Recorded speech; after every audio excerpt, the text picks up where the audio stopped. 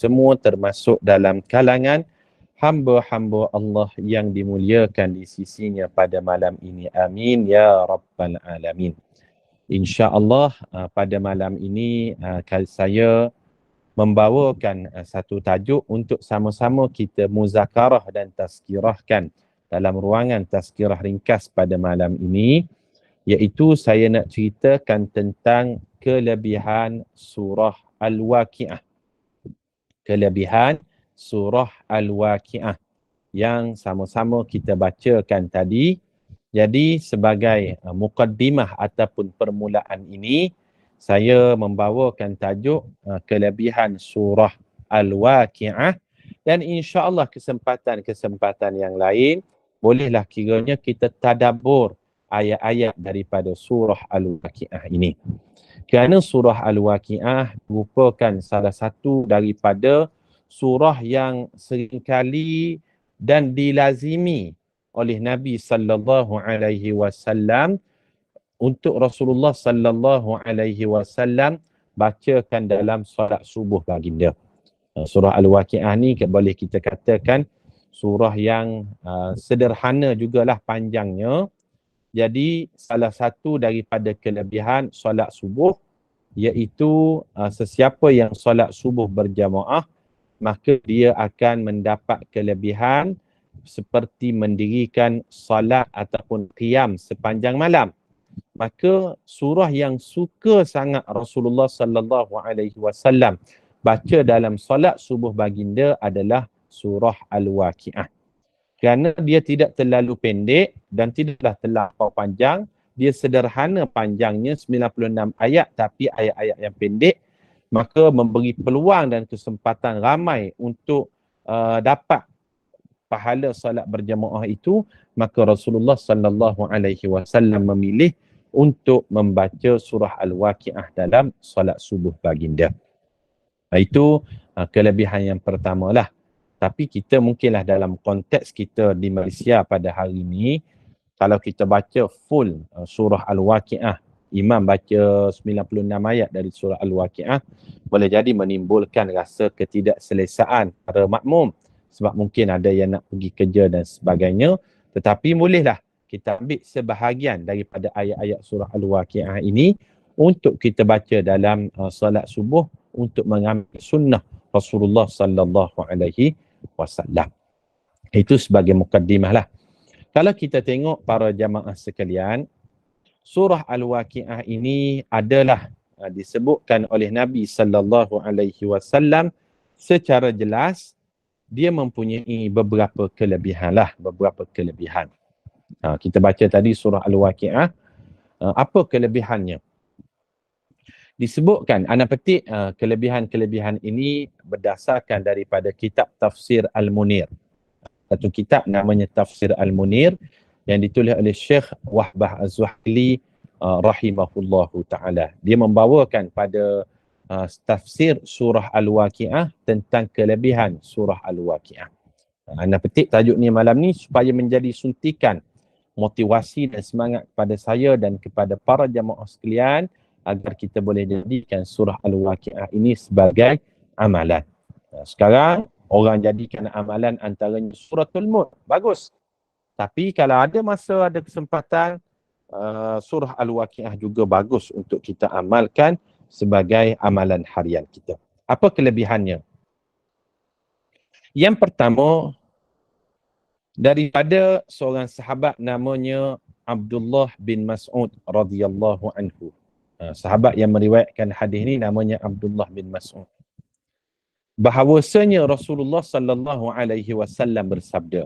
Kata Abdullah bin Mas'ud, Rasulullah sallallahu alaihi wasallam bersabda, "Man qara'a suratal Waqi'ah kulla lailatin lam tusibhu faqatun abada."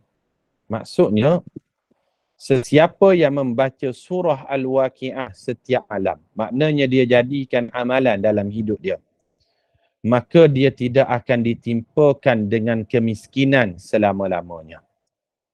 Kemiskinan di sini kita garis bawahkan, kemiskinan yang pertama dari sudut harta benda, yang kedua kemiskinan dari sudut beragama. Tidak miskin dari sudut agama dia.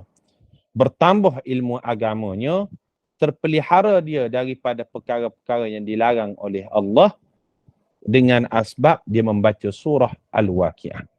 Sebab apa dia terpelihara daripada kemiskinan dari sudut harta benda? Sebab apa dia terpelihara dari sudut kemiskinan beragama? Kerana bila dia baca tadabbur surah Al-Waqi'ah, dia membangkitkan semangatnya untuk mencari rezeki dan bekerja. Membangkitkan semangat. Surah Al-Waqi'ah surah yang mengembalikan semangat-semangat yang hilang. Kita kalau hilang semangat nak kerja pemalas.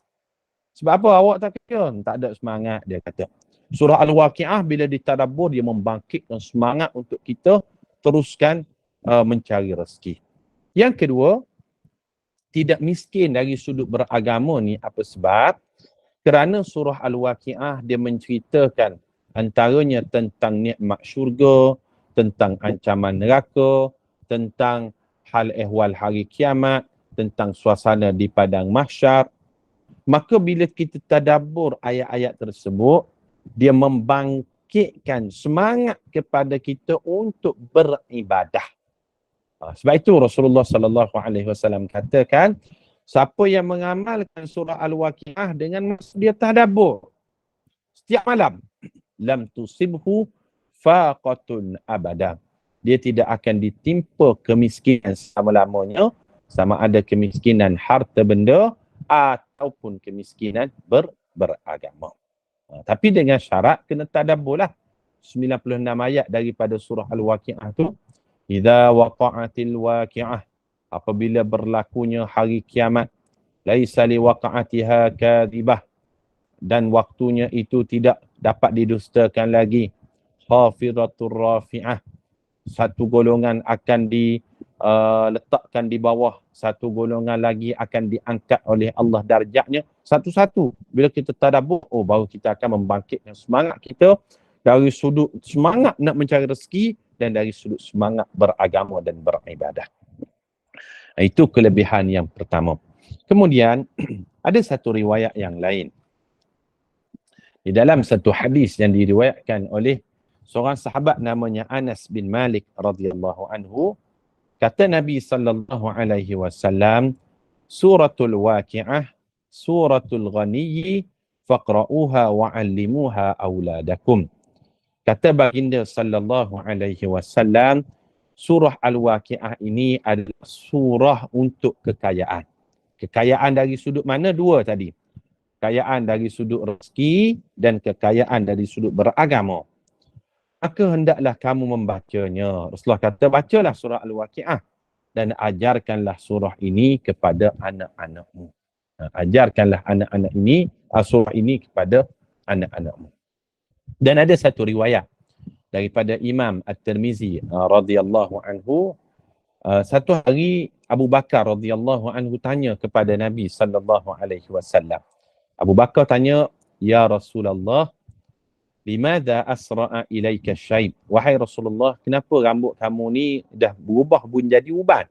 Kenapa kamu beruban dah wahai Rasulullah? Maka kata Nabi sallallahu alaihi wasallam, "Syayyabatni Hud wa akhawatuha." Yang menyebabkan aku jadi beruban ni, fizikal aku berubah kerana surah Hud dan sedara dia. Sedara dia apa dia? Iaitu surah Al-Waqi'ah. Fizikal Nabi SAW berubah dengan kandungan antaranya surah Hud. Ayat yang mana ni? Ayat tentang arahan Allah supaya istiqamah, dan surah Al-Waqi'ah yang mana kandungannya berintikan tentang syurga, neraka dan hal ehwal hari kiamat. Takutnya Nabi SAW bila tadabbur surah Al-Waqi'ah, berubah fizikal baginda, rambutnya itu bertukar menjadi uban. Inilah beberapa kelebihan yang saya sebut secara ringkas dalam tazkirah pada malam ni. Moga-moga kita istiqamah selain daripada kita mengamalkan suratul Mulk dan kita mengamalkan suratul Waqi'ah. InsyaAllah, alhamdulillah, SPAQ menyediakan satu platform yang cukup baik.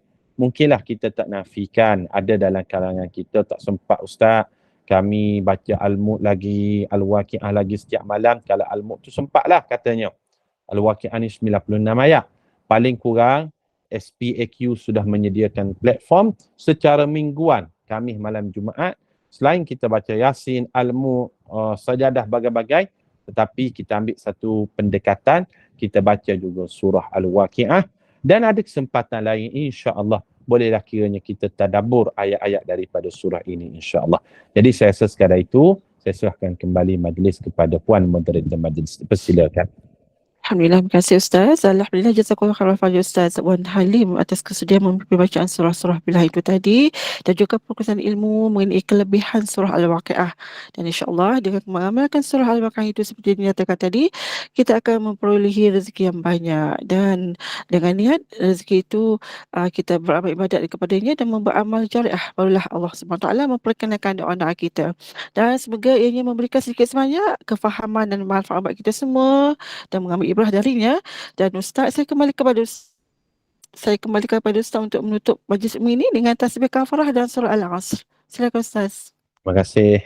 Bismillahirrahmanirrahim. Subhanakallahumma wa bihamdika nashhadu an la ilaha illa anta nastaghfiruka wa natubu ilaih. Bismillahirrahmanirrahim. Wal 'asr.